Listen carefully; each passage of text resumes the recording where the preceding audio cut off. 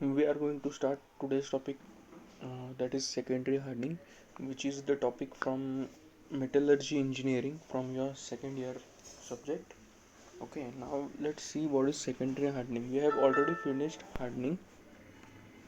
See, the development of very high strength level in many alloy steel is achieved by secondary hardening. Okay, so development of many alloy steels. Just be sure what I'm marking. Many alloy steel is achieved with the help of secondary hardening process. Okay, then which is a type of precipitation hardening reaction. Okay, now see what is given, that the secondary hardening process is a precipitation hardening process. It is precipitation hardening reaction. First of all, it is used in development of very high strength. Okay, of what the high strength at what material the high strength is developed. So it is developed at alloy steels. Okay, so basically simple definition for secondary hardening will be: secondary hardening is a process which is used for increasing the high strength in many alloy steels, and this type of process is precipitation hardening reaction. So this type of process is also known as precipitation hardening reaction. So this was our first point, which gives the basic definition of secondary hardening. Now what is the second point? The second point tells that this reaction takes place at relatively high tempering temperature, and involves the precipitations of very fine alloy carbides. Now here in this point we have got to know that it takes place at high tempering temperature. Okay, the tempering temperature required for secondary hardening is more, and what it involves the precipitations of very fine alloy carbide. Now, as discussed in first point in the same slide, that this type of process is also known as precipitation hardening reaction process. So here also it is given that what does it involves, how does it work. So it involves that precipitation of very fine alloy carbides. Okay, while it is taken place it is taking place at very high tempering temperature. So these are the 2 points in which we have got the main points. First of all, we got the definition, then we got the at what temperature does it takes, and how the precipitation is involved in this process. Now let's see an example as they have given us. For example, in high CONI steels containing the strong carbides forming elements like MO, chromium, Cr, and W, a secondary hardening is accomplished by the precipitation of fine particles of M2C alloy carbides. So now in the steel in which it contains strong carbide, okay, see, CONI steel containing the strong carbide forming elements.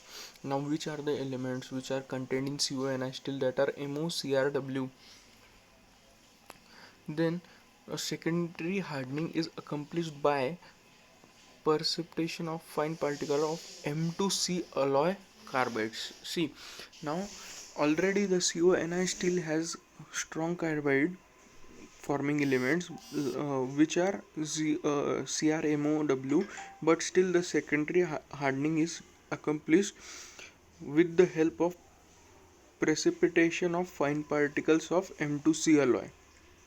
Okay, with the help of these precipitation of all alloy carbides, the secondary hardening of CONI steel is done. So this is a general example of secondary hardening. Okay, now what is the next point given here? It exhibits the best combination of strength and toughness as compared with any commercial commercially available steel. Now see, this steel which is secondary hardened is the best combination of strength and toughness. So it has strength and toughness, both these are both the properties which are involved in this type of steel. As it is done, the secondary hardening is done in it. Now what is the difference between hardening and secondary hardening? So in secondary hardening, precipitation of fine materials, fine particles of alloy is done. Okay, so because of which what happened, it increases the strength and toughness of the secondary hardening. Okay, now this steel is compared with all commercial available steel, and it is seen that the strength and toughness is more in this secondary hardened steel than any other steel. Okay, so now as shown in a figure, case of the fourth stage of tempering, which is carried out for the alloy steel at the temperature range of 400 to 700 degrees Celsius. So we are going to see the figure, but before that, first keep the temperature range in mind. That temperature range is from 400 to 700 degrees Celsius. Okay, in the case of fourth stage tempering, which is carried out with alloy steel. Okay, the two things meant to remember in this point is the in case carried out for the alloy steel, and then the temperature range. These are the two things you need to keep in mind. Now during which a cementite forms first and then the alloy. Now during the process, what happened, first the cementite is formed and then the alloy is formed. Okay, first the composition, first the what we desired product is directly not formed. First it is going through an process. So first the cementite is formed and then the alloy is formed. Okay, now carbide particle diffuse to it, as the alloy steel contains several carbide forming elements like CO, Cr, W, etc. So here I have already told you these are the forming carbide forming elements which helps in secondary hardening. Okay, because of which the material we get after secondary hardening is strong as well as it is tough. Okay, the strength and the toughness increases in with the help of secondary hardening. Same thing here it is given. Therefore the hardness is maintained constant up to about 400 degrees Celsius. So till 400 degrees Celsius the hardness is maintained constant, but afterwards at the tempering temperature increases, the hardness also increase due to perception of fine carbide particles. Now see, I'll mark it with red first, so there will be no jumbling. See, we will start it from here. Hardness is maintained up to about 400 degree Celsius. Okay, 400 degree Celsius तक आपका hardness जो है में वो maintain किया जाता है. उसके बाद क्या होता है, after that the tempering temperature increase, the hardness also increase due to precipitation of a fine carbide. Okay, उसके बाद आपका हार्डनेस और स्ट्रेंथ बढ़ जाता है due to precipitation of fine carbide. So main thing to remember in secondary hardening is that उसमें पहली चीज़ तो हाई टेम्परेचर पे होता है. दूसरी चीज़ उसमें क्या होता है कि हमारे उसमें precipitation होता है कार्बाइड्स का. ओके, अलॉय कार्बाइड्स का, फाइन अलॉय कार्बाइड्स का, जिसकी वजह से उसकी स्ट्रेंथ और हार्डनेस बढ़ती है. तो ये दो तीन चीज़ें आपको याद रखनी है. और दूसरा हो गया आपका मेन पॉइंट, वो है आपका CONI स्टील का एग्जाम्पल. ये दो चीज़ें आपको याद रखनी है ये टॉपिक के आंसर लिखने में, और आपको ये डायग्राम निकालनी है. ठीक है, नाउ अब हमारा नेक्स्ट पॉइंट क्या दिया गया है यहाँ पे, the increase in the hardness due to precipitation of carbide particle is known as secondary hardening. ठीक है, अब the increase in the hardness due to precipitation of carbide particle is also known as secondary hardening. जैसे मैंने आपको बताया कि जिसमें परसिपिटेशन होता है कार्बाइड्स का, अलॉय कार्बाइड्स का at the high rate temperature, high temperature, उसे क्या कहा जाता है, उसे कहा जाता है आपका secondary hardening. But after 550 the hardness value decreases sharply due to breakdown of coherence and coarsening of the carbide particles. देखिए ये आपका 400 हो गया, तो मैं आपका अलग कलर ले लो, तो ये आपका 400 हो गया। तो यहाँ पे आपका इंक्रीज हुआ स्ट्रेंथ, जैसे मैंने इधर बताया आपको temperature increase, so here the temperature increase, but after 550, so here is the 550 years, right? so 550 पे क्या होता है आपका, आपका डिक्रीज चालू हो जाना, जो हार्डनेस का है वो डिक्रीज हो जाता है। क्यों होता है? So here it is given that decreases sharply due to breakdown of coherence and corrosioning of the carbide particles. So these are the reasons why the hardness of the particle or the element decrease in secondary hardening after 550 degree Celsius. ठीक है, तो इसमें आपको क्या पता चला कि उसका 400 टू 550 के बीच में ही उसका हार्डनेस इंक्रीज होता है, बट अगर 550 के ऊपर हमने किया तो उसका हार्डनेस डिक्रीज होना चालू हो जाता है। So this is the one of the most important thing to remember. Okay, the increase in the hardness due to, similarly जैसे मैंने आपको ये इंपॉर्टेंट पॉइंट्स बताए हैं, तो आपने इस डायग्राम में क्या करना है ना, इस डायग्राम में आपने ये वाला ग्राफ जो है वो ज़रूर ड्रॉ करना है इस टॉपिक में। और आपको दो चीज़ें याद रखनी है, आपको इस चीज़ों में मिस नहीं करना है, that is 400 and 550 degree Celsius. ठीक है, तो जब भी आप 400 पे आओ तो आपको आपका ग्राफ इंक्रीज करना है, और 550 पे आने के बाद आपको ये डिक्रीज करना है। तो इधर हमने क्या देखा कि जो अलॉय स्टील, बहुत सारे अलॉय स्टील है वो सेकेंडरी हार्डनिंग उनकी होती है, जिनमें सेकेंडरी हार्डनिंग में क्या होता है, पर प्रेसिपिटेशन ऑफ हार्डनिंग रिएक्शन होती है। अब वो क्या होती है, तो आपका जो precipitation of fine alloy carbide होता है वो भी हाई टेम्परेचर पे। ओके, थिंग्स टू रिमेंबर, ये आप हमने हमारा एग्जाम्पल लिया था, ये एग्जाम्पल आप लर्न करके रखिए। लर्न करने से अच्छा आप ये समझ लीजिए कि CONI जो स्टील है, वो जो कमर्शियल स्टील है वो बाकी कमर्शियल स्टील से बहुत अच्छा है। क्यों है? क्योंकि उस वह सेकेंडरी हार्डनिंग जो है उसके वजह से उसकी स्ट्रेंथ और हार्डनिंग बढ़ती है। क्यों बढ़ती है? क्योंकि उसमें M2C अलॉय के कार्बाइड्स पार्टिकल प्रेसिपिटेशन होता है, जिसके वजह से आपका हार्डनिंग बढ़ता है CONI स्टील में। Okay, this is clear for you.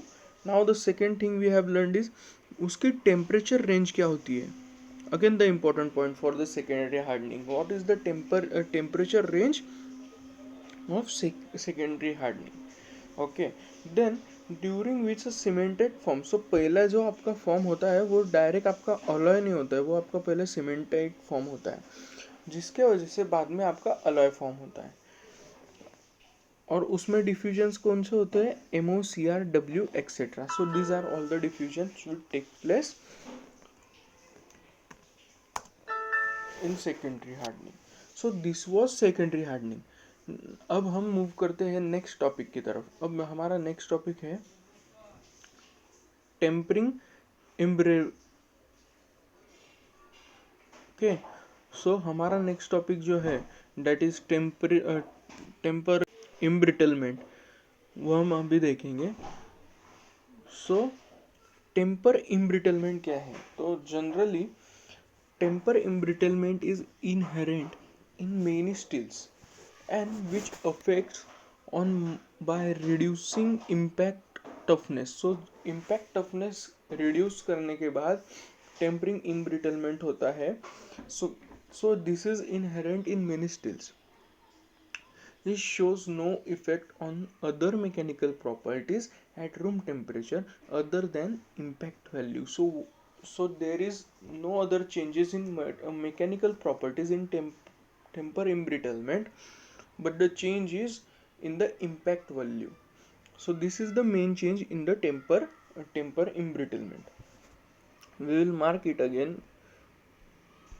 So temper embrittlement is inherent in a many steels and which affect by reduced impact toughness. Okay, reduce impact toughness. It shows no effect on mechanical properties at room temperature. No effect at mechanical properties at room temperature. 3 points to remember from this point. Okay, then other than impact values, only difference is that impact value of your steel or material may change because of temper embrittlement. Now, as shown in figure, shows that the effect of temperature on impact toughness of same alloy steel, which is strongly affected due to temper embrittlement. Now, in figure, as we will discuss the figure, it shows that how the temper embrittlement has impacted on the alloy steel. Shows the two now of the alloy steel shows the two interval of temper embrittlement.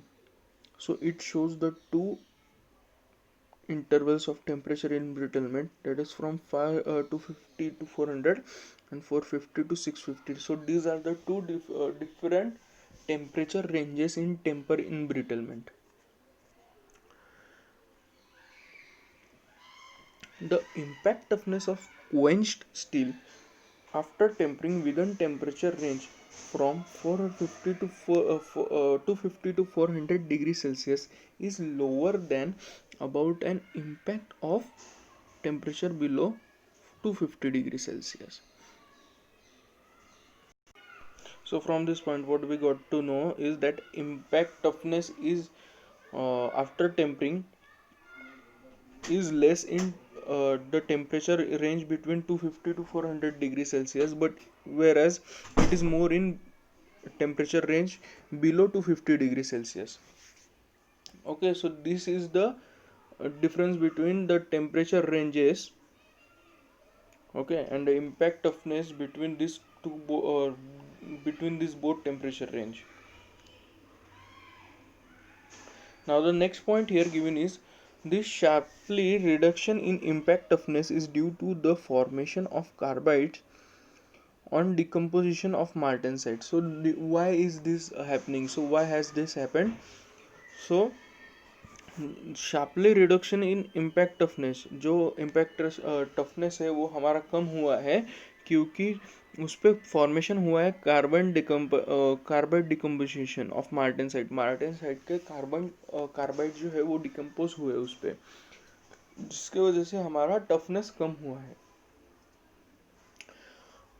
Particularly precipitation of carbide in the form of film at grain boundaries, due to which impact toughness gets affected. So why does the impact toughness get affected? It gets affected due to the formation, that is precipitation of carbide in the form of film at grain boundaries. So where does it take place? It takes place at the grain boundaries in the form of film. So actually this whole point is important.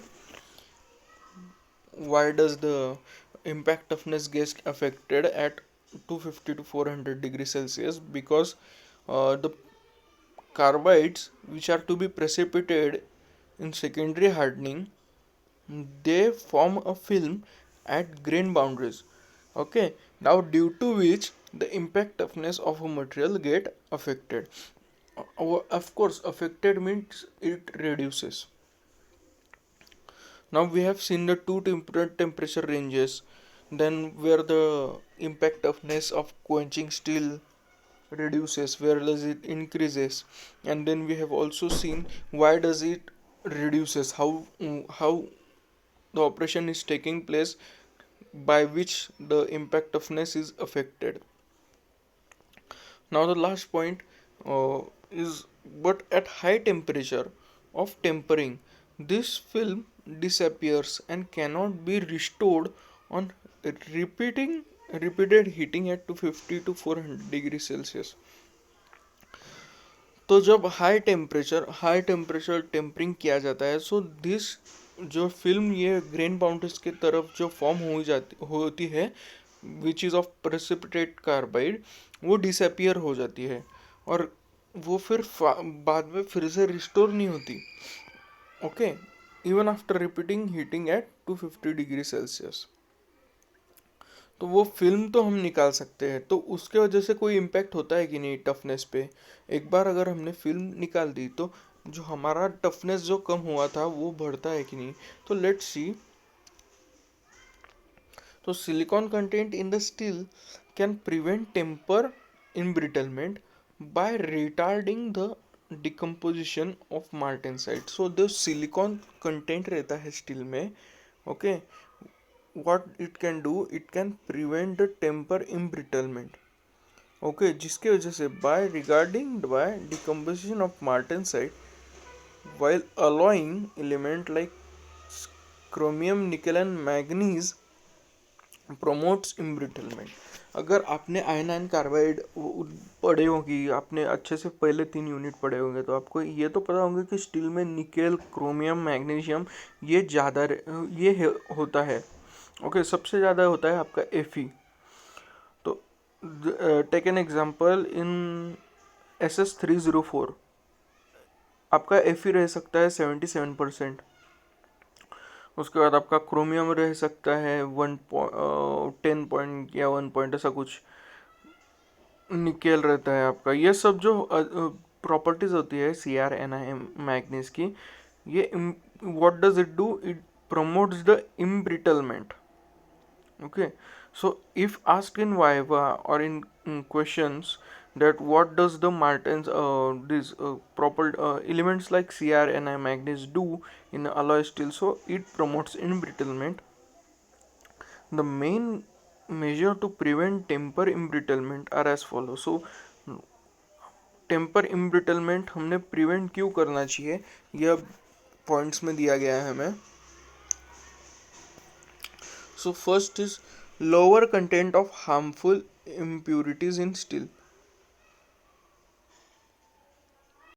Then the second is accelerated cooling, that is quenching. Okay, ये बहुत बार बताया मैंने.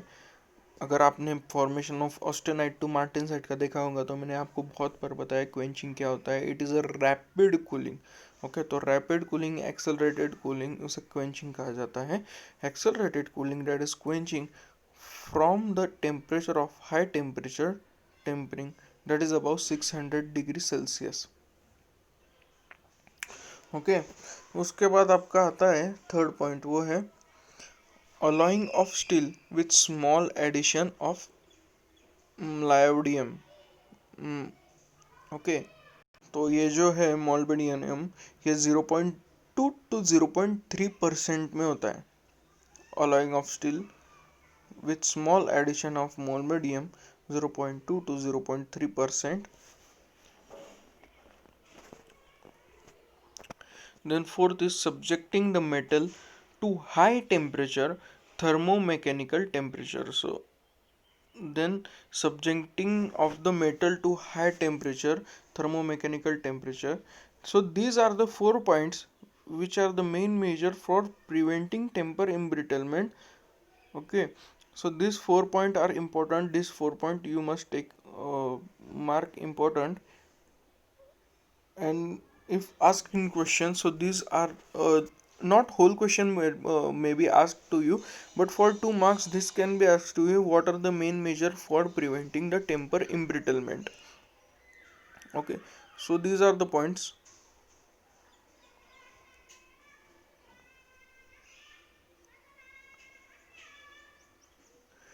उसके बाद हमने इस point में क्या इम्पोर्टेंट देखा था, तो टेम्परिंग एम्ब्रिटलमेंट में हमने देखा था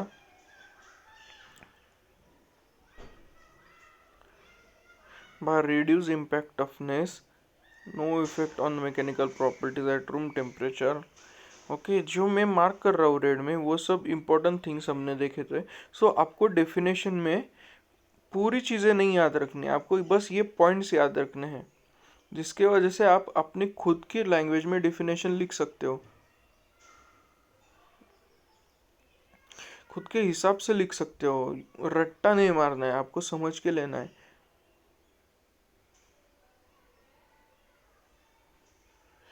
तो जैसे दो टेम्परेचर रेंजेस है मैंने आपको बताया, 250 टू 400 एंड 450 टू 650।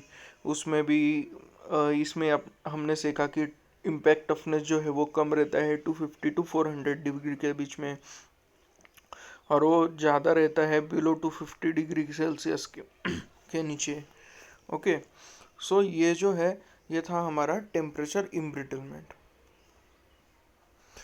अब उसकी diagram which shows the effect of temperature on the impact toughness. Okay, this is the diagram which show the impact toughness. So see, यहाँ पे देखो आपके वाई स्केल पे इम्पैक्ट टफनेस है, यहाँ पे टेम्परिंग टेम्परेचर है। सो ये क्या दिखाता है आपको, इफेक्ट दिखाता है टेम्परेचर का at impact toughness, different impact toughness. तो ये भी डायग्राम आप कर सकते हैं, बहुत ही सिंपल है, बस ऐसे निकालनी है। Okay, then you have to point out जो हायर एल्टीट्यूड्स है, जैसे इस कर्व में हो गया आपका 250, इस कर्व में हो गया आपका 450, और यहाँ हो गया आपका 650। So these are the points you need to remember. देखिए मैंने यहाँ पे क्या रेंज बताया था आपको, two temperature ranges 250 to 400 and 450 to 650। तो 250 to 400 and 450 to 650. So these are the temperature ranges you have to plot on this curve. This अब कर्व निकालना तो बहुत ही सिंपल है, 1 2 3, बस इतना ही है, ठीक है। So this was all about temper embrittlement. Now our next topic is quench cracking, quench cracks. तो मैंने अगर आपको याद होगा तो क्वेंचिंग मीडियम टॉपिक में, उसके बाद क्वेंचिंग टॉपिक में मैंने आपको बताया था कि फोर्ज्ड इन फायर ये जो सीरीज है उसमें आपको देखने को मिलेगा। मतलब it is not possible for us if you are living in city to go at the place where the this hardening and quenching is done, to directly go and see how the operations are taking place. But uh, we have provided with the platform that as I have told you the name of the show, forge in fire. तो hardening के बाद वो swords knife बनाते हैं, तो वो hardening के बाद फर्नेस से निकाल के सीधे वो ऑयल में डालते हैं क्वेंचिंग करने के लिए। अब ये देखिए और एक पॉइंट है, जब क्वेंचिंग मटेरियल डिफरेंट हो तो आपका जो स्टील पे या फिर आपका जो ब्लेड है उस पे या फिर कंपोनेंट है उस पे टेक्सचर भी अलग अलग आते हैं, ठीक है, as the quenching material gets different. Now see, quenching crack क्या रहता है, मैंने आपको तभी शॉर्ट में बताया था कि हार्डन करने के बाद जब आप वो ऑयल में डालते हो और अगर आपको मटेरियल क्रैकिंग का आवाज आए, टिंग ऐसा आवाज आए, that means there is a crack on the material which we have hardened and manufactured. Okay, now to use such material it is dangerous for use, as if it is applied in the component and if the component failed because of it, then it may cause an accident and much raw material is wasted. उसके लिए जो hardening भी करते हैं वो certain temperature range तक करते हैं, ठीक है। तो हम अब क्वेंच क्रैक क्या होता है वो अच्छे से जैसे आपके किताब में दिया गया है उस लैंग्वेज में देखेंगे। सो सी, in general hardening process during quenching operation, the metallic component which are heated to austenitic region and then quenched subsequently. During quenching, surface of component cool rapidly and the center cools slowly. सो ये हमने पिछले part में भी discuss किया था कि जो surface है वो पहले कूल हो जाती है और जो अंदर का पार्ट है, सेंटर है, वो बाद में कूल हो जाता है। तो उसके वजह से हमने ये भी देखा था कि इस चीज़ की वजह से क्या होता है, रिटेंड ऑस्टेनाइट जो है वो फॉर्म होता है। ओके, तो अगर आपने मेरा रिटेंड ऑस्टेनाइट का वीडियो नहीं देखा तो वो जाके देखिए, उसमें बताया गया है, उसमें मैंने बताया है कि सरफेस पे अगर कूलिंग हुई और अंदर नहीं हुई तो क्या क्या डिफ़िकल्टीज या फिर प्रॉब्लम्स आ सकते हैं कंपोनेंट में या फिर मटेरियल में। ठीक है, तो इसमें भी यही बताया गया है कि in general hardening process during quenching operation the metallic components which are heated to austenitic region, जो ऑस्टेनाइटिक रीजन को हीट किए जाते हैं। अब ऑस्टेनाइटिक रीजन क्या है, मैंने आपको बताया था A3 temperature, A1 temperature. Okay, so austenitic region का टेम्परेचर क्या है वो भी बताया था। जब क्वेंचिंग की जाती है तो during quenching surface is cooled and then the center is cooled. So due to this present at room temperature at the surface and the center are likely to be different, which result in non-uniform volumes changes take place, and because of which heavy distortion and cracking is observed on the component. See generally क्या होता है, जब आप quench करते हैं, that is आप material को cool करते हैं रूम टेम्परेचर पे, तो वो फर्नेस से आपने बाहर निकाला और वो रैपिड क्वेंचिंग हुआ आपका, मतलब रैपिड क्वेंचिंग मतलब आपने टेम्परेचर डिफरेंस बहुत ही शॉर्ट समय में किया वो कंपोनेंट का। तो ड्यू टू विच क्या होता है, वॉल्यूम एक्सपेंशन तो होता है, जैसे ही मटेरियल आपका ठंडा होता है आपका वॉल्यूम एक्सपेंशन होता है ग्रेन्स का। तो वो वॉल्यूम एक्सपेंशन जो रहता है टोटल, वो सरफेस पे डिफरेंट होता है, सेंटर में डिफरेंट होता है। क्यों? क्योंकि नॉन यूनिफॉर्म हीटिंग नहीं हुई ना सरफेस पे, और बाहर दोनों इधर यूनिफॉर्म हीटिंग नहीं हुई, डिफरेंट रेट से हुई, जिसकी वजह से वॉल्यूम चेंज होता है नॉन यूनिफॉर्मली, और जिसके वजह से वो जो मटेरियल है उसमें बहुत इंटरनल स्ट्रेसेस रहते हैं, डिस्टॉर्शंस रहते हैं। जैसे मैंने आपको पिछले पार्ट में बताया था कि रेसिडुअल ऑस्टेनाइट्स होते हैं, बहुत सारे ऐसी चीज़ें होते हैं जिसके वजह से डिस्टॉर्शन और क्रैकिंग होती है कंपोनेंट में। अब अगर उन कंपोनेंट में डिस्टॉर्शन और क्रैकिंग हुई तो वो यूजलेस हो गए component, so that will again lead to the what we can say wastage of raw material. Now second point क्या है, दिस क्रैकिंग में ऑकर ड्यूरिंग क्वेंचिंग और after quenching in perform.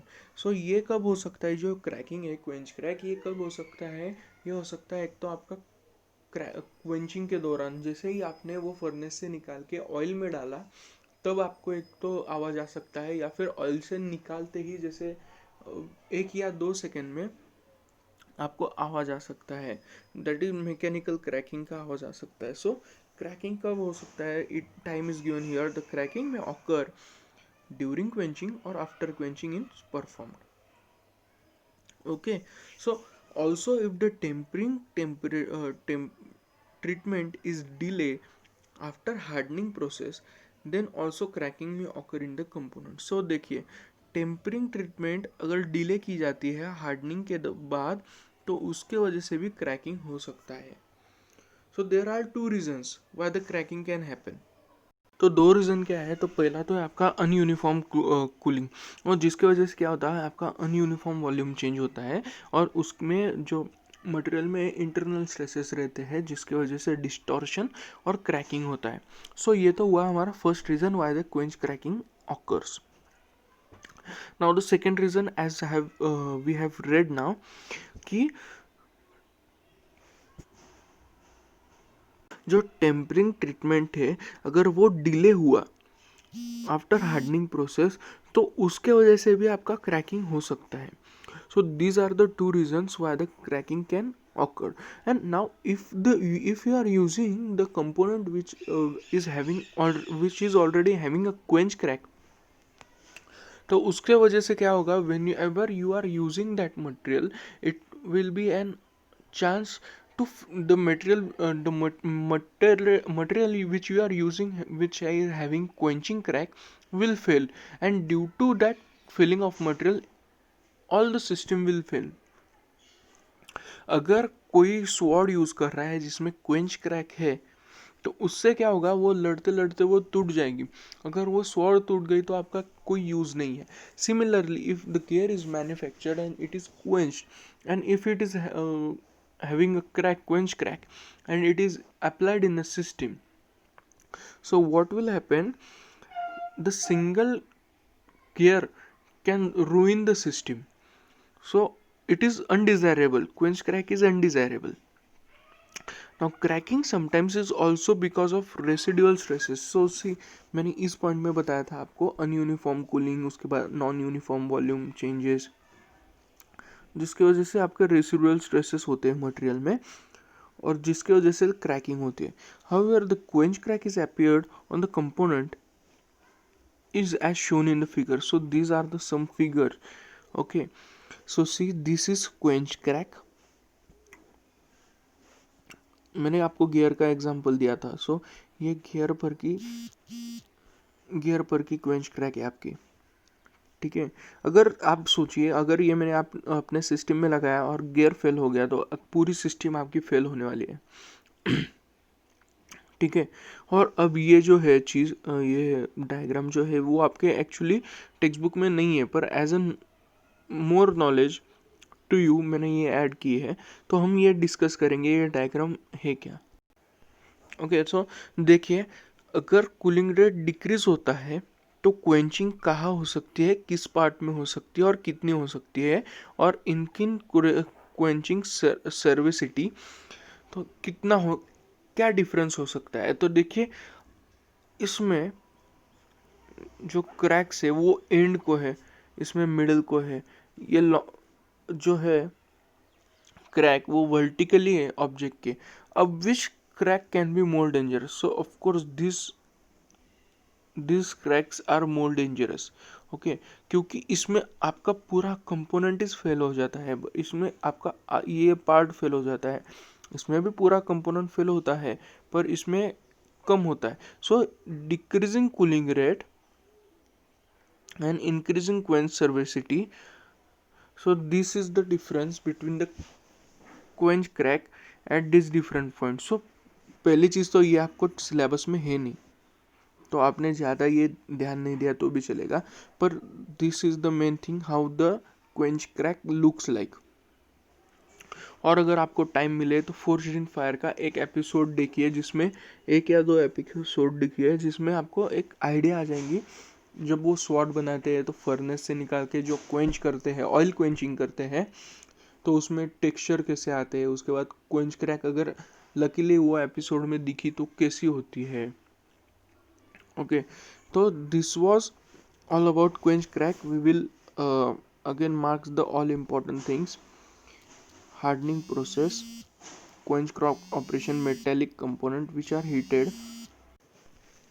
So ये सब important point हमने देखे जो मैं रेड में मार्क कर रहा हूँ.